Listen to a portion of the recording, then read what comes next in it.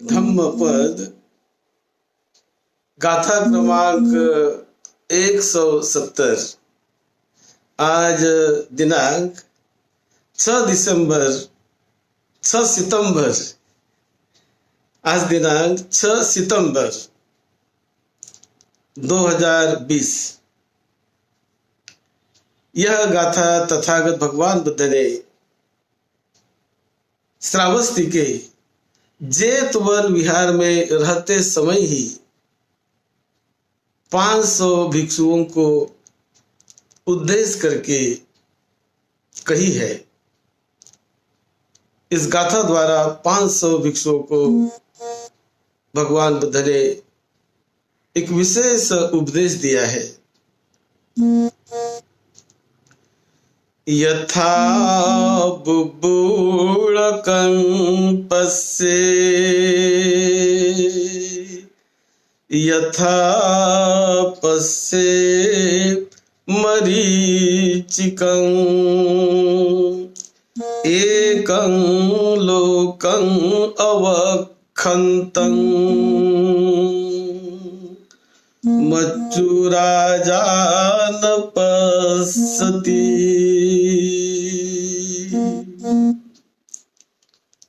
तथागत भगवान बुद्ध श्रावस्ती के जेतवन विहार में विहार कर रहते थे बहुत बड़े भिक्षु संघ के साथ। ये श्रावस्ती बहुत बड़ी धार्मिक नगरी मानी जाती थी, क्योंकि जहां बुद्ध का निवास था। और अनाथ पिंडक ने जिस विचारधारा से जो बुद्ध विहार निर्माण किया, जिस श्रद्धा से, जिस निष्ठा से कि जमीन उसे मिल नहीं रही थी। जमीन खरीदने के लिए सुंदर से सुंदर जमीन मिलनी चाहिए। जब best plot, best lands in the city, इस प्रकार नियर द सिटी, इस प्रकार वो खोज रहे थे और उन्हें मिल गई। और यह अपेक्षा थी कि इस विहार के माध्यम से एक भी अरहत हो गया तो मेरा धन, मेरी सेवा एक अच्छे काम में लग गई, क्योंकि अरहत का होना छोटी बात नहीं। तो वो एक की बात सोच रहे थे, लेकिन हजारों अरहत उस श्रावस्ती के बुद्ध विहार से, श्रावस्ती को उस जेतवन में भगवान बुद्ध का वास्तव्य होने से हजारों लाखों को लाभ होते रहा और बहुत लोगों का कल्याण हुआ। तो एक बार उसी श्रावस्ती में 500 भिक्षु आ गए और 500 भिक्षु आकर 500 लोगों ने भिक्षु की दीक्षा ली, उपसंपदा ली और भगवान बुद्ध से मिले। विहार में जाकर मिलकर दीक्षा ली, उपसंपदा ली और भगवान बुद्ध को मिलकर उन्होंने बुद्ध से एक कम्मठा ले लिया। बुद्ध ने उन्हें एक अच्छा मार्ग पर कैसे आप आरूढ़ हो पाओगे, इस प्रकार सोचकर बुद्ध ने उन्हें अच्छा कम्मठान दे दिया और उन्हें अरण्य में जाने के लिए बोल दिया कि आप अरण्य में जाकर इस प्रकार का अभ्यास करो, एकांतवास में रहकर। अब ये 500 भिक्षु अलग अलग प्रकार से आए हुए 500 थे और ये 500 भगवान बुद्ध के कहे अनुसार वो एक अरण्य में गए और अरण्य में जाकर जहां वहां उनकी जो कुटिया उनके लिए बनाई थी, वहां वो रहने लगे और रहकर अपना तथागत भगवान बुद्ध ने बताए अनुसार वो अभ्यास करने लगे। अब अभ्यास करते समय उन्होंने देखा कि कोई सफलता उन्हें मिल नहीं रही है। वो प्रयत्न कर रहे लेकिन फल कोई मिल नहीं रहा है। तो कुछ महीना रुक कर बाद में सोचने लगे कि नहीं, अब हम तथागत बुद्ध के पास स्वयं चले जाएंगे और जाकर और भी बुद्ध को बताएंगे और उनसे कोई दूसरा कम्मठ ठान मांगेंगे, दूसरा कुछ रास्ता मांगेंगे। ऐसा सोचकर वो बुद्ध से मिलने के लिए ये सभी 500 लोग निकल गए कि चलो हम श्रावस्ती जाकर बुद्ध को मिले और मिलकर कोई दूसरा मार्ग हम उनको मांगेंगे। ऐसा सोचकर ये निकलने लगे। निकलते समय उन्होंने देखा कि मुर्ग मरीचिका का एक दृश्य उन्हें दिखाई दिया कि ऐसी जो जगह होती है वहां पर बालू और रेत की जगह होती है और बालू और रेत पर, बालू यानी बालू रेत आदि, इस पर यदि सूरज की किरण पड़ती है तो वहां ऐसा भ्रम निर्माण होता है, ऐसा भ्रमजाल निर्माण होता है कि वहां कोई पानी है, वहां कोई जल का वास्तव है। इस प्रकार का भी भ्रमजाल कभी निर्माण होता है। तो ये जब बुद्ध को मिलने के लिए जा रहे थे तो रास्ते में उन्हें एक मृग मरीचिका जैसा एक दृश्य उन्हें दिखाई दिया, जहाँ बालू है, रेत है, और उन्हें लगने लगा कि पानी होगा यहाँ पर। तो वहां जाकर देखते हैं। तो देखा उन्होंने तो पता चला पानी तो नहीं है, यह मृग मरीचिका का एक जाल है, हम भ्रम भ्रांति में फंस गए हैं। इस प्रकार का उन्हें वो भास होने लगा और उन्हें वो देख कर उन्हें कहा कि अरे देखो किस प्रकार का ये भास होता है, वो तो है ही नहीं वास्तविकता वहां पर, लेकिन ऐसा लगता है कि वो है, पानी है, ये है, वो है, ऐसा लगता है। नहीं होने के बाद भी ऐसा लगता है, ये तो भ्रांति है, भ्रम है। ऐसा भी हमारा चित्त हमें कभी भ्रमित करता होगा। ऐसा सोचकर फिर वहां से ही वो लौट गए। नहीं, चलो हम और भी जो भगवान ने हमको बताया है उस रास्ते से और भी हम दृढ़ निश्चय करके चलेंगे। तो ये करके वो वापस लौट गए, नहीं जाएंगे बुद्ध से मिलने, चलो वापस अपने स्थान पर उस जंगल में ही। ऐसा सोचकर वो 500 लोग और भी जंगल की तरफ वापस लौट गए। अब वापस लौटने के बाद बारिश भी आ गई और बारिश आने से अपने कुटी में वो सब बैठे थे और बारिश आने के बाद उन्होंने देखा कि बारिश जब आ रही, पानी गिर रहा है, तो बारिश के पानी के जो बुलबुले जहां बारिश का पानी गिरता है उसी जगह पर, तो वहां पर ये बुदबुदे निर्माण होते हैं, बुलबुले निर्माण होते हैं, वो निर्माण होते हैं, नष्ट होते हैं, निर्माण होते हैं, नष्ट होते हैं। तो इसी प्रकार का वो निमित्त वो देखने लगे कि देखो ये तो बुलबुले निर्माण होते, नष्ट होते, निर्माण होते, नष्ट होते। यही तो वास्तविकता है हमारे चित्त की भी। हमारा भी चित्त ऐसे प्रतिक्षण निर्माण होता है, रुकता है, नष्ट होता है, रुकता है, नष्ट होता है। चित्त में आने वाले भाव, आने वाले विचार, तो ये भी तो ऐसे ही है। हमारे ये जो शरीर के पंचस्कंध, ये पंचस्कंध भी तो इसी प्रकार परिवर्तित होते हैं, बदलते रहते हैं। ये बुलबुली की तो तरह है ही। ऐसा उनके मन में आने लगा, वो सोचने लगे। और जब वो वहां पर वापस गए तो तथागत भगवान बुद्ध ने उनके सारे मनोभाव को पढ़ा। वो आ रहे थे, वो भी बुद्ध को दिखाई दिया। उनका मन बदल गया और बदल कर वो वापस गए।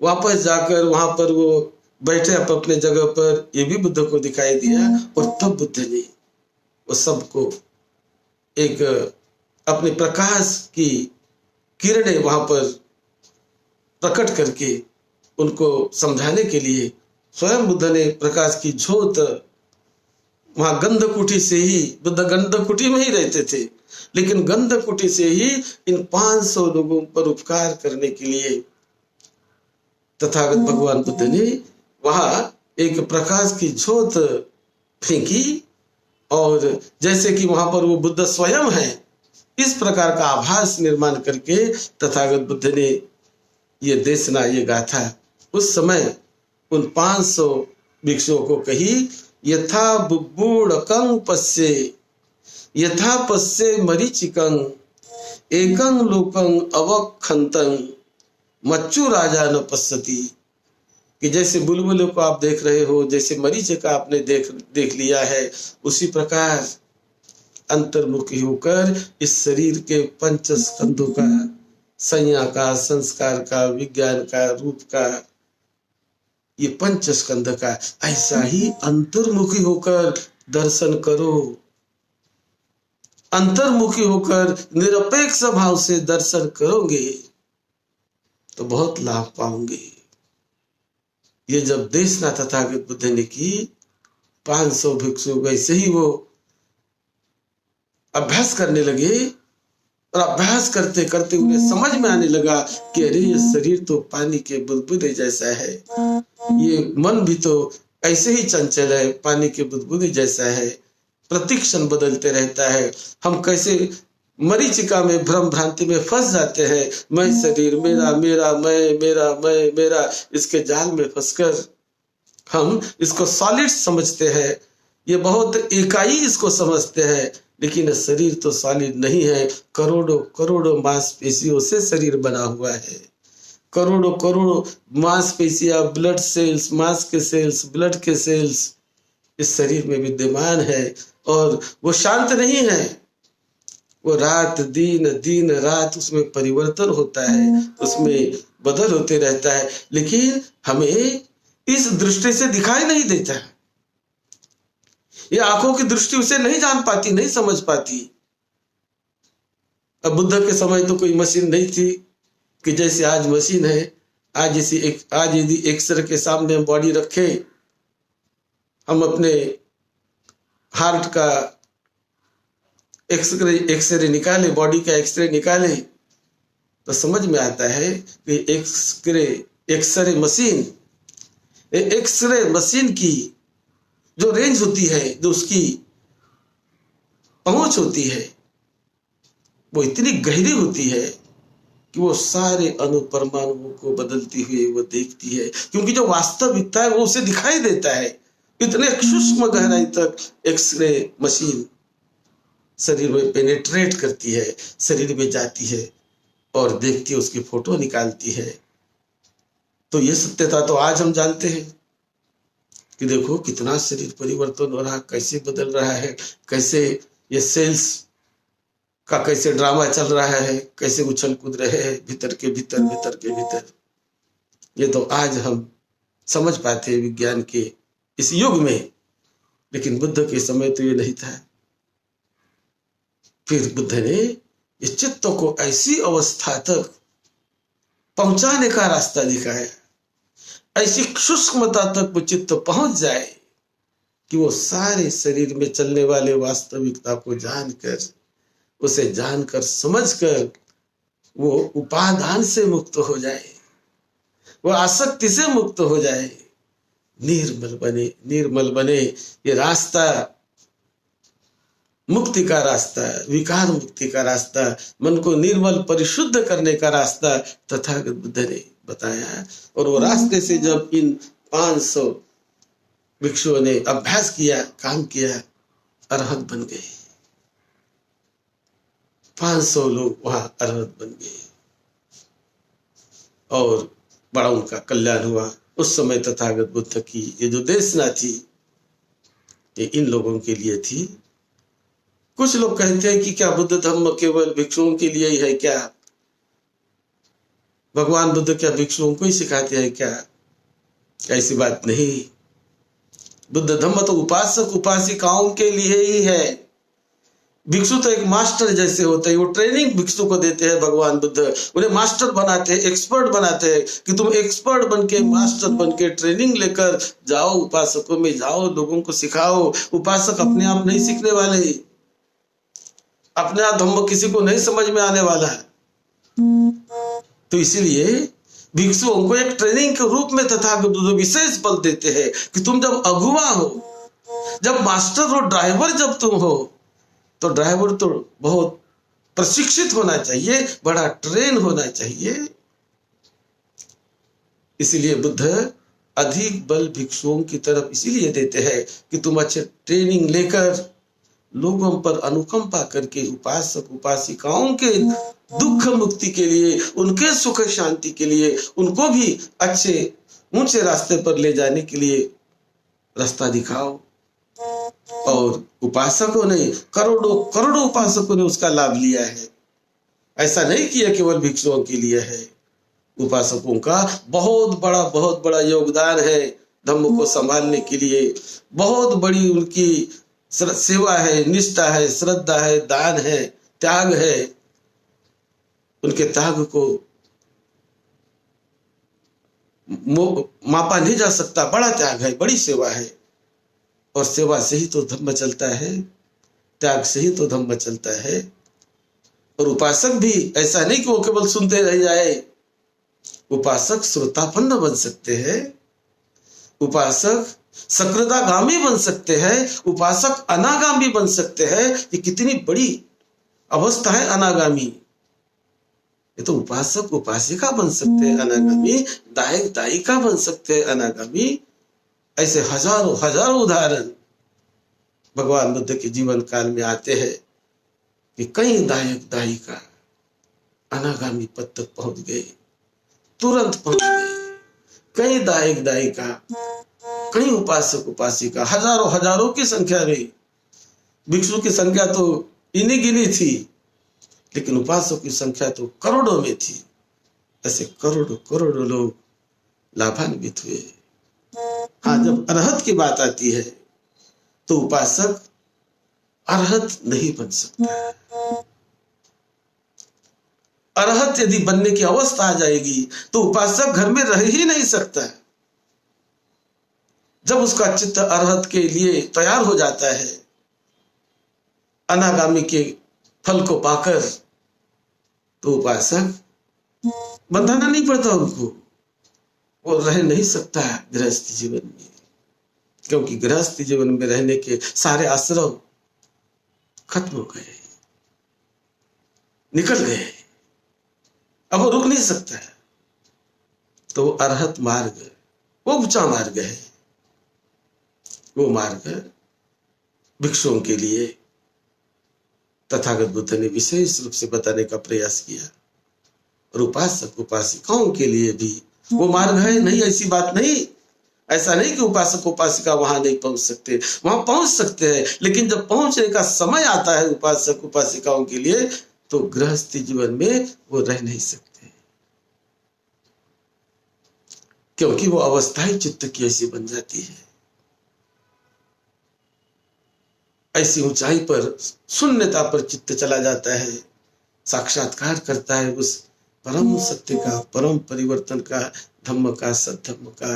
नितांत निर्मल चित्त हो जाता है। जब चित्त निर्मल हुआ, भय से, द्वेष से, क्रोध से, लोभ से, मोह से, आसक्ति से, सारे विकार से चित्त निर्मल हुआ, तो गृहस्थी जीवन में वो रह नहीं सकता। वो बहुत ऊंची अवस्था होती है मानवीय चित्त की। तो मार्ग तथागत बुद्ध ने उपासकों के लिए भी सिखाया।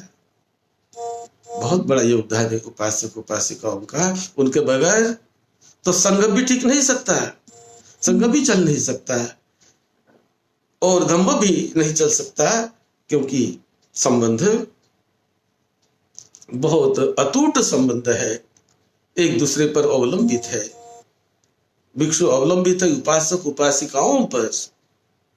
खान पान के लिए, सेवा के लिए, व्यवस्था के लिए उपासक उपासिकाओं पर भिक्षु अवलंबित है, विहार के लिए, सारी चीजों के लिए। और उपासक को पर उपासिकाओं पर भिक्षु अवलंबित है। उसी प्रकार भिक्षु के ऊपर अवलंबित है, उपासक उपासिकाएं ज्ञान के दृष्टि से, धम्म की दृष्टि से, क्या अध्यात्म का ज्ञान, धम्म का ज्ञान, सद्धम्म का ज्ञान, सद्धम्म की ट्रेनिंग, ये हमें भिक्षुओं से मिलती रहे। सद्धम्म ये हमें गुरुओं से मिलता रहे। तो गुरु यानी उपासक उपासिकाओं के लिए भिक्षु का स्थान धम्म गुरु का स्थान है, गुरु का स्थान है। और इसीलिए ये दोनों एक दूसरे पर अवलंबित है, तभी धम्म चलता है। आप सबको निरोगत्व मिले, दीर्घायुष्य मिले, आप सभी का मंगल हो। सद्धम्म की सेवा में, आपकी सेवा में डॉक्टर बदंत राहुल बोधी महाथेरो।